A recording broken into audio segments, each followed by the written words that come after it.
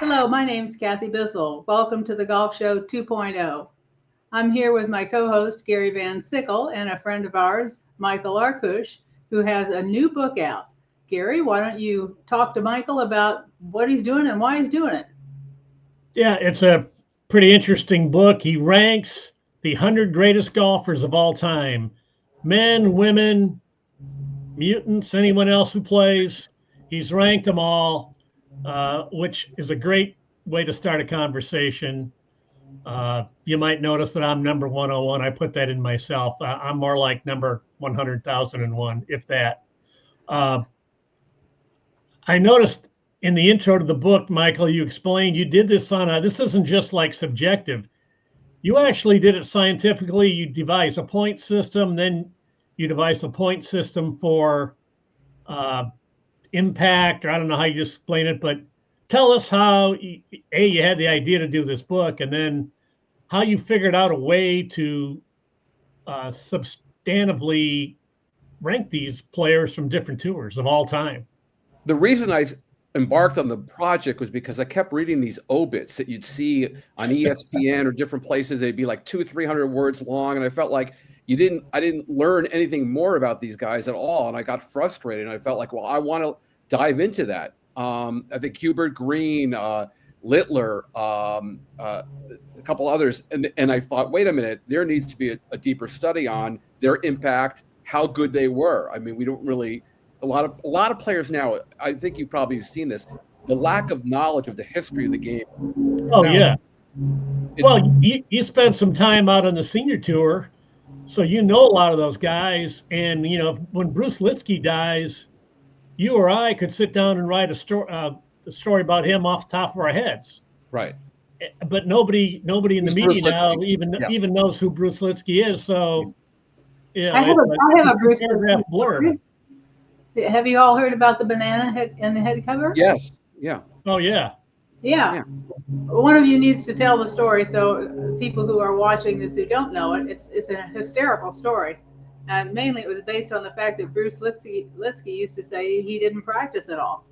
And when he put his And he clubs meant away it, by the for the way. year, he Yeah. meant it. So explain the story. Well, I don't know how many months went by, maybe 4 months, something like that, where he had the banana in his bag, and he finally, opened the bag, and we don't want to even imagine what that must have smelled like. Yeah. But his caddy didn't believe it. Yeah. So he put the banana in the bag as a, I don't know, an early warning system or whatever. And when his caddy unzipped the bag months later, yeah, the banana's there. And it ruined his driver. Let's get kind of mad about that. And so he said he never doubted anything Bruce said again, ever. And I wouldn't either if I had done it. And he was a good player too. You go on tour though, and it's just incredible to hear some of these players not know guys who won major championships. By the way, it's unbelievable. So that was part of it, but I then decided, well, I just can't just pick subjectivity. Just can't say, well, this guy's number 42, this guy's number 33. I needed to come up with some kind of formula. And it all came down to majors. I know people talk about regular events and they talk about the eye test and all that, which is, I understand. But golf is defined by major championships, and that's the way it should be. And so I placed a high premium on players who performed well. I gave 2,000 points for every major tour championship victory, 500 for second, then 250 for third, 100 for fourth, and 50 for fifth. Anybody below that, I didn't give any points to. I know that's a big gap between first and second, but I believe that there's a huge gap between first and second. Absolutely. I agree 100%. And so, I still gave regular tour victories 300 points. I did not count Ryder Cup performances or President's Cup, because then it's prejudice against players who never got to play in those events, and that's not fair. And I didn't cover anything, and no senior tour victories. I mean, senior tour is great and all that, but it's not a measure of greatness. So that was my barometer all along. So once you figured that out, as I recall from the book, you can go on, but didn't you decide you had to have some bonus points for impact on the game? How do you measure Arnold Palmer just on his victories. His impact was way larger than that. So you had to come up with something else for that. Yeah, Bobby Jones. And what about Byron, who quits at the age of 34? What about Tony Lema, who dies at the age of 32? Young Tom Morris, 24 years old. All these players, I factored in what I thought they would have achieved if they had continued to play. And, that's and decided that would be subjective points as well as bonus. And I call them bonus points. And obviously Arnold for his impact on the game. And about 30 players overall I gave bonus points to. Okay. I'd be interested to know who got the most bonus points. I believe Harry Vardon. I mean, Harry Vardon, ask players today about Harry Vardon. They'll know about the grip, okay? But they don't know what he They might know about the grip, They may not know that. They might not, yeah. But Harry Vardon was unbelievable. I still think the 1920 U.S. Open, when he was 50 years old, he had the lead coming down the stretch. Hit that victory or Watson at Turnberry in 2009. That would have been the greatest victory ever if either of those had gotten that. I mean, and then Vardon just couldn't hold it together at the end. Well, the big three were golf. Back in the early 1900s.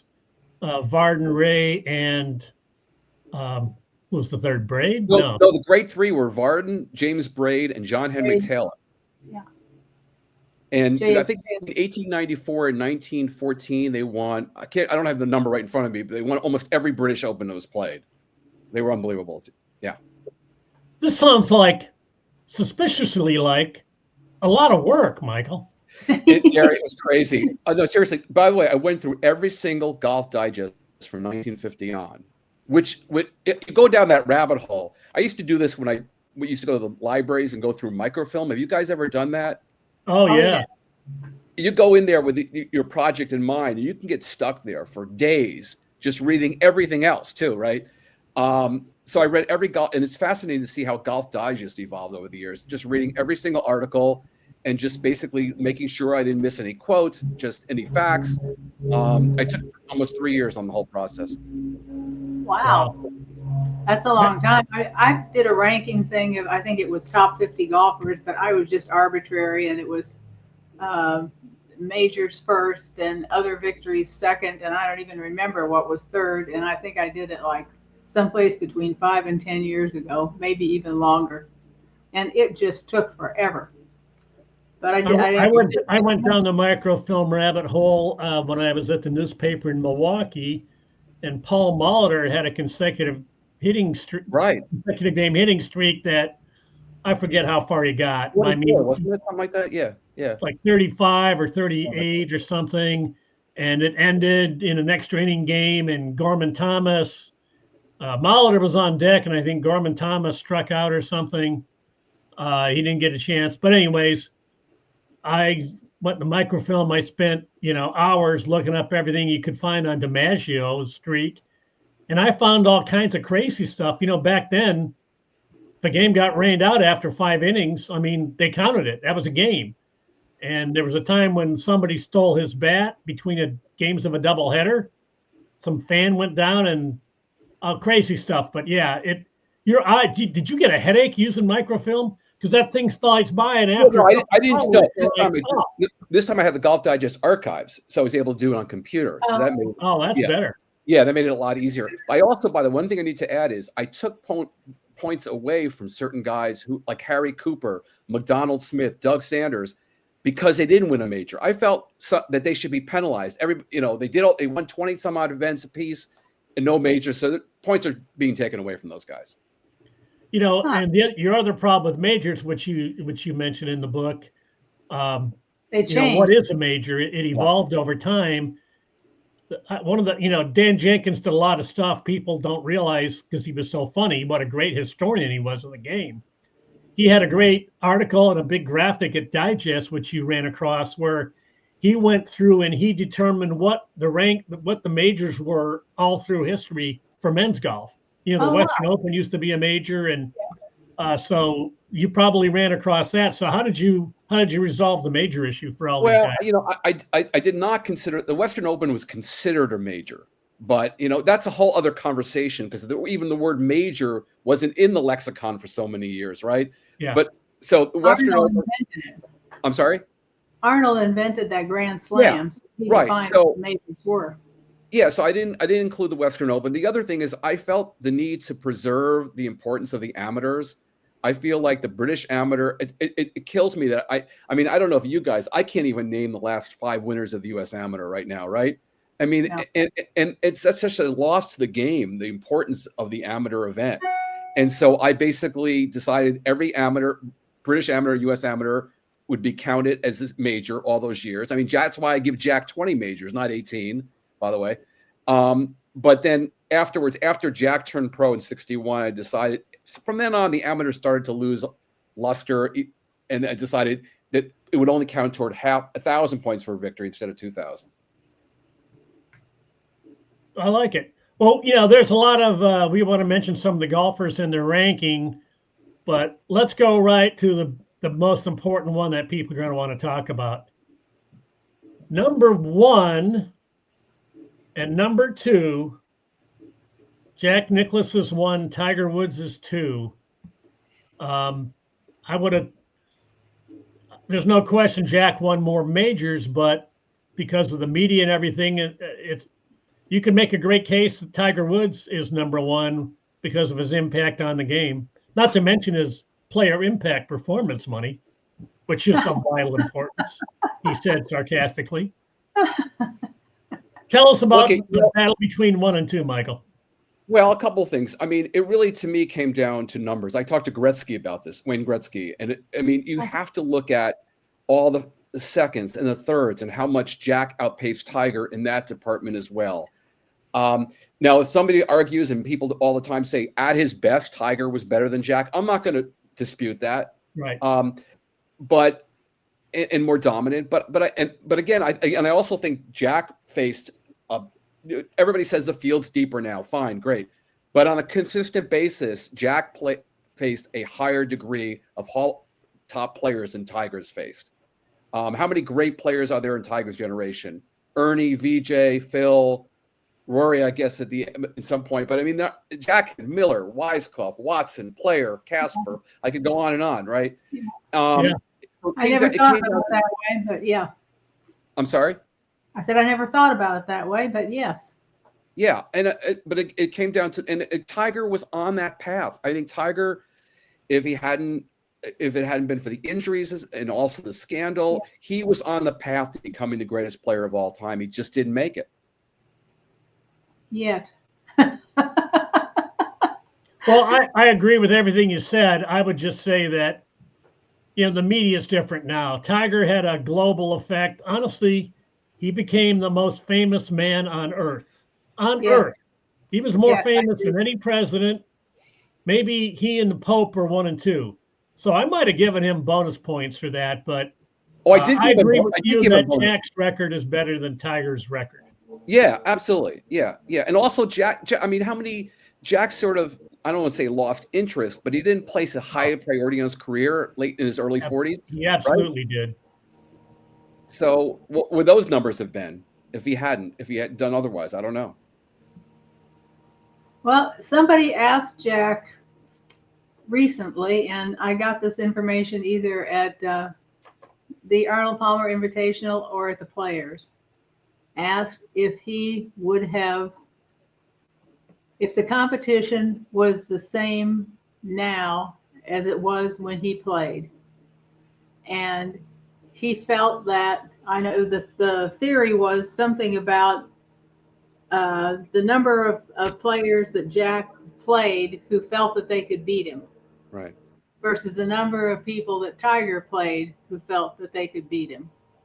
And pretty much people didn't think that they could beat Tiger, and they didn't think that they could beat Jack. But Jack said he thought that there were fewer players now that thought that they could beat Tiger than there were maybe when he played.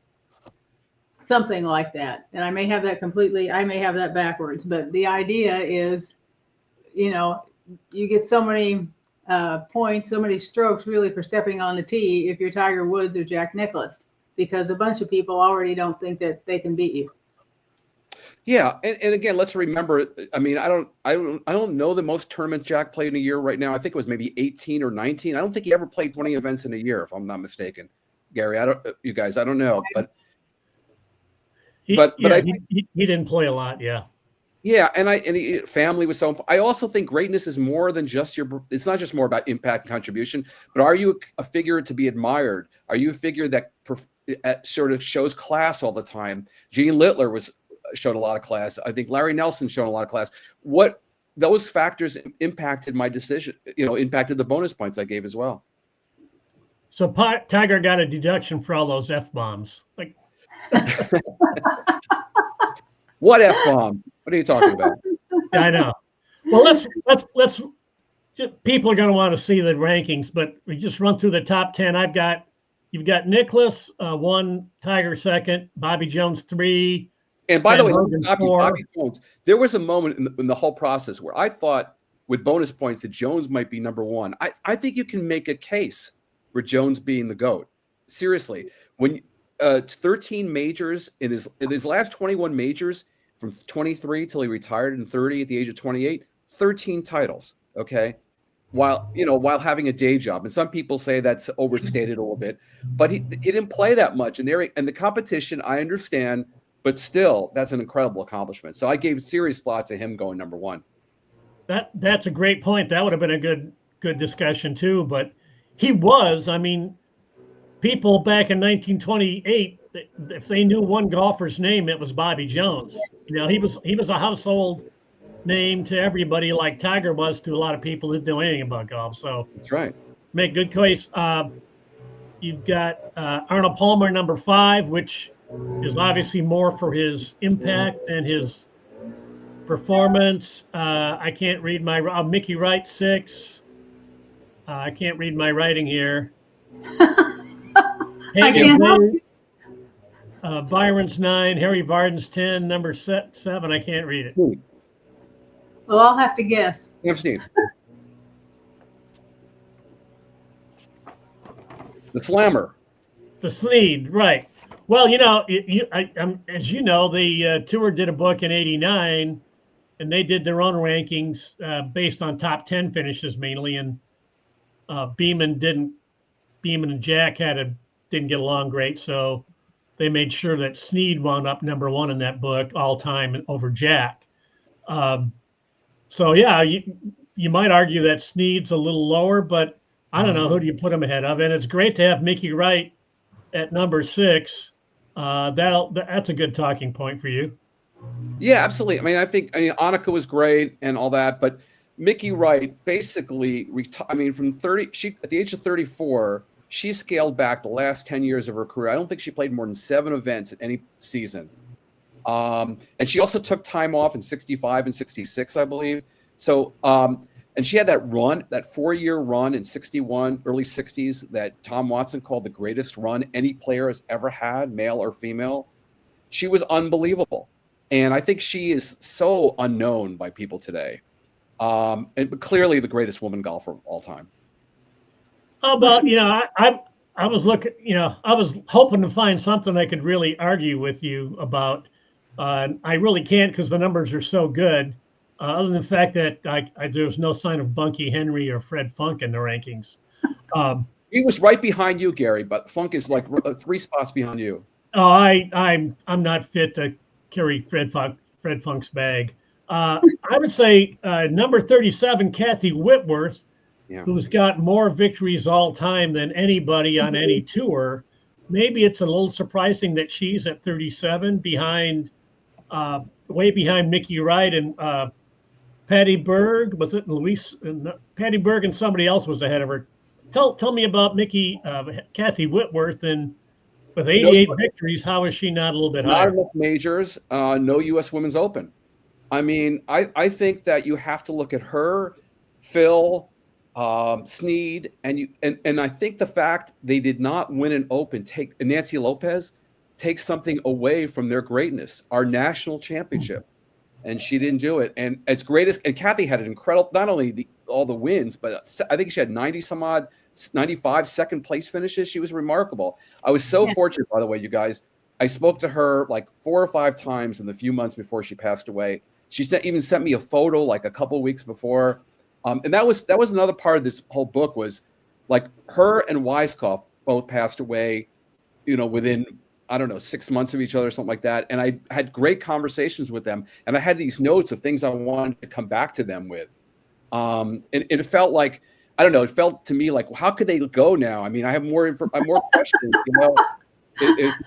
I was Weiskopf was fabulous, by the way. It's pretty darn inconsiderate of those two. I know. Well, that's a great point about the Open. And longevity is another one of those things. I think I created a point system once upon a time similar to rank the PGA Tour players for the Hall of Fame the way the LPGA did. Longevity is something you want to factor in. Lanny Watkins was on a lot of Ryder Cup teams. I mean, for like 25 years, he made Ryder Cup teams. He only won one major, but that longevity meant something. So, but that's kind of factored in with all your wins and all that. So you've already got that covered. But longevity, Tom Kite had longevity. A lot of these guys had longevity. Not all of them did, though. No. I mean, a lot of it, Watson said something. I think he said that every great player has like a 7-year run, 7 or 8 year run where that's it, really. And it's fascinating to think about how his run ended, early 30s, and then he never won another major. It just shows you what greatness, how the players who win it over a long period of time, just how special that is. What was that? One of Michael Bamberger's books called Men in Green. Yeah. And he talked about how players would get to a certain point. Well, he didn't talk about it. Arnold Palmer talked about it. They get to a certain point and they just lose what Arnold called their edge. Yeah. Curtis Strange. I mean, just the desire to win. I mean, one of the most remarkable things, Curtis Strange wins his second U.S. Open, okay? Yeah. Oak Hill, 1989. He never wins again. I mean, if you had said to me right then, let's make a bet on that. I mean, I can't imagine the amount of money I would have put on that. And he said he lost his edge. Yeah, and I don't know when he lost it. Did he lose it? He was going for 3 in a row, and he really wanted that, and he didn't get it. And I don't know if he lost his edge because he didn't get it, or he lost his edge before that. But no, he in Medina, I think he was too back going into Sunday, and had a bad Sunday, but he said after that, I mean, Weiskopf said that Weiskopf, interesting, after 75 losing the Jack at Augusta, he said he never was the same after that. And then you can make the argument, was Arnold ever the same after Olympic? And that's why I wondered, I mean, I don't know if this sounds crazy, but after Rory last year at Pinehurst, I wondered, is he going to lose something? We've seen some things in the last month or two. Okay, great. But to me, the test with Rory is still going to be, this means nothing unless he wins a major, basically. Yeah. Well, watch out for him at Quail Hollow. Yeah. But it's going to be interesting. Mentally, we have to, these golfers face their demons, right? So Rory's like tied for the lead with 3 holes to go. Don't tell me that pressure is going to be incredible on him. Oh, it's going to be terrific. I mean, he's going to, I mean, to me, it's amazing they don't wilt already just from the mental effort it takes to get through the week and answer the questions and keep their games in shape and go through all of that day after day after day after day, and then the next week have to answer questions about it again. Yeah, but that's a great golf, isn't it? That these guys have to measure themselves up in history. They're aware of this. They may not know about all the guys before, but they're aware of where they are and what numbers mean, and this is their opportunity. And being an individual sport, it's beautiful for that as opposed to a team sport. What is it? It's best if you have a brain like a goldfish. Or you just swim along and you nibble on this and you nibble on that. And I think Byron Nelson says something like the best players are super smart or really dumb. Right. And if you're in the middle, you're kind of hosed. But that's another thing I would put. He was golf smart, but he was, he wasn't caught up on all that stuff. But that was a big takeaway for me of how many players that I researched didn't live up to the expectations that we have. Now that's another question. Right. Do we have unreal expectations of them? Yeah. Crenshaw was supposed to be the next Jack, right? Gene Littler Yeah. was supposed to be the next Hogan. Venturi was supposed to be the next Hogan. So these guys didn't. I mean, they win 1, 2 majors, and that sounds, oh God, they're terrible. I mean, how much would we give they win 1 major, right? But still, they didn't live up to what we thought they would be. Well, you could have made a lot of money bidding in 2014 that Rory wouldn't win another major for 11 years. Oh, Everybody would have taken that bet. Yep. So you've got young Tom Morris at 21 and old Tom at 46. You realize the family dissension you're going to cause with those rankings. They're going to be at each other over that. What are you thinking? Oh man, I'll tell you, young Tom Morris though, he really was. It was. Who knows how many more British Opens he would have won? 5, 6, 7, whatever. He was unbelievable. Yeah. Well, you can still visit his grave. True. Who was the toughest player to leave out of the top 100 that you really wanted to get in there, but they just couldn't get him in? Well, I mean, Scotty Scheffler. That was really, there were a couple players. I had a list in front of me about John Rahm, a few other guys, and I was tracking how they were doing at the British Open last year. And depending on, because that was going to be the cutoff tournament. So depending on how they did with whether or not they got in, I think if either of those guys had won, they would have gotten in, because I also had a rule that anybody who wins 3 majors after 1900 is in automatically. It's my book, my rules, right? So, there you go. So leaving Scheffler out, I'm going, oh my God, the guy's phenomenal, but he just didn't have the numbers. Justin Thomas was close. Adam Scott was not far away, believe it or not. But I don't feel bad. I mean, I don't feel like Colin Montgomery's not in there. Somebody would say, a friend of mine said to me, how can you not put Colin in there? Well, okay. Not only did he never win a major, he never won a PGA Tour event in 142 starts. The same amount as you and I have won. So, no. Yeah, that's going to be the most controversial thing probably, is Monty not on the list. Yeah. What do you think? Well, he led the European Order of Merit 7 or 8 straight years, which is quite a feat. But he did win the Anderson Consulting match play back when they moved around here and there. They played match here, and then a month later, remember that? It was just a dumb tournament. And the last round was in the U.S., but I think that was a silly season event, wasn't it? Yeah. That was like their test run, but it was part of the schedule. Yeah, Monty maybe. But it's your rules. You've got the numbers to back you up. It's not like you arbitrarily said, well, he's a jerk. Seve maybe could be higher, but then again, he didn't really have the chance to play in the U.S. for reasons. But he could be. What was he? 13, I think, or 4? No, Phil was 13. Seve was. Well, imagine what Bernard Langer might have won, I think, if he had not played his whole career in Europe. Well, he played over here though. I mean, I mean, Faldo, that's another guy who came over later. But I mean, Harrington, even guys, they didn't do their whole careers over here. So if they had done, it would have been interesting if they had played all over here. Absolutely.